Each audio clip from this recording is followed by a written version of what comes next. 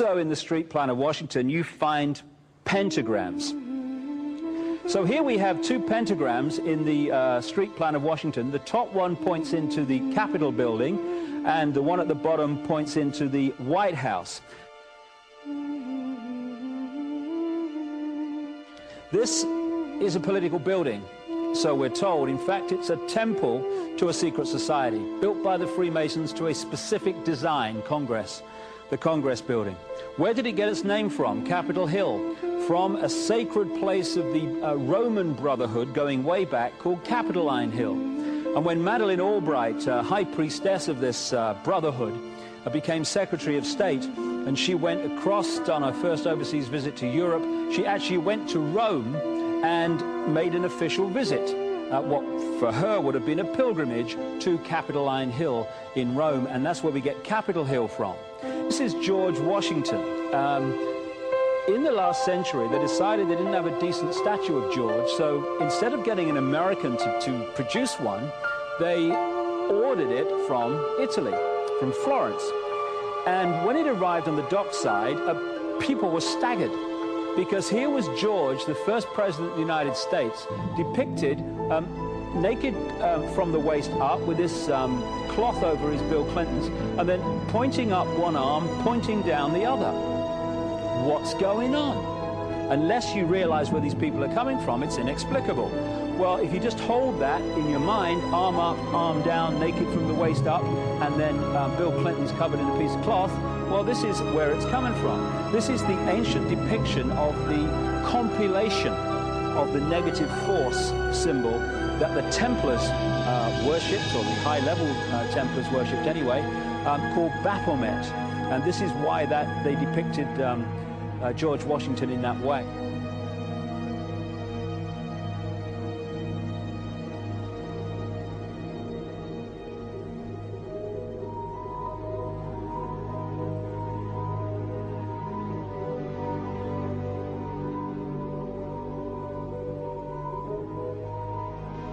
What has come to light is that it's now been, it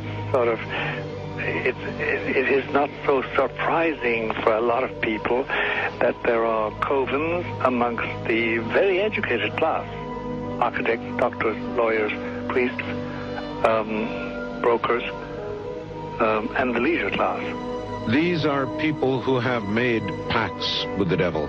That's right. It's really the best, the more accurate way of describing it would be that they have indulged themselves in the worship of the goat, of the prince, of the serpent, of Satan, of Lucifer, and they lead perfectly normal lives. They're jewel merchants. They travel. They're prominent in their own way, but they do have this indulgence. Father, here's a part of that I can never understand. That has never made sense to me, and that is, if somebody were to make a pact with the devil,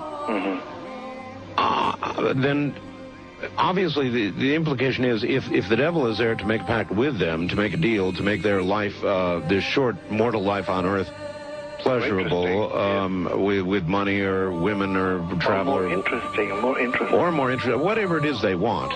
Yes. Then they are aware of the presence of the devil, and they are obviously aware then of the presence of God as well, and they nevertheless make a conscious, stupid, short-term, blind choice to take what they can get in this lifetime. And to embrace one, you must embrace the other. It's not like it's some wishy-washy person. I know you do.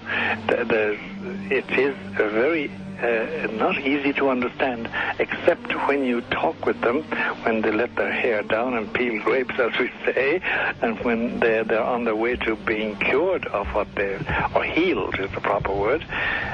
You find that there's an exhilaration and a satisfaction which is both sensual and sexual and mental when they really indulge in Luciferian worship. There is a peculiar exhilaration. Like a drug, then? Yes, it's a peculiar exhilaration. And of course, the godly instincts in us all, the angelic in us all, because we all have something angelic and something godly, besides everything else, a lot of other negative things, that is quenched. And you find in them a horror of anything, what we call sacred and holy, or sacrosanct, or the idea of the idea of the sacred, of the awesome.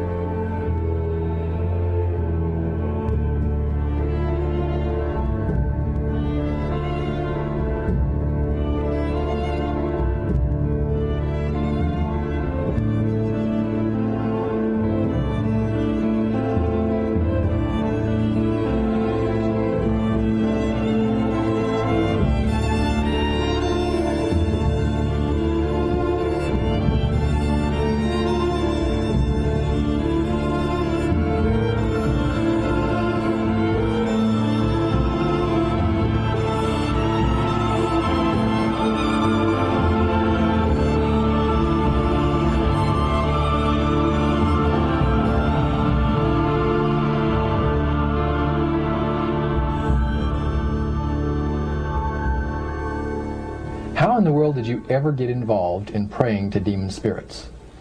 A fellow that had been on a particular ship with me, he told me, "Hey, I got something fantastic to tell you."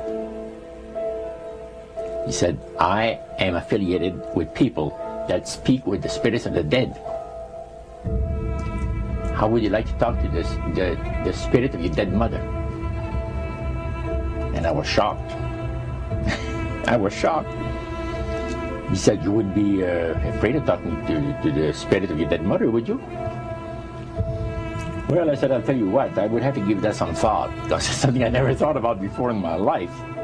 Most of us probably haven't. A little afraid of something like that. Well, he says, you know, it's written all over your face. You're afraid of going to a seance. But he says, "I know you. He says, you're going to come."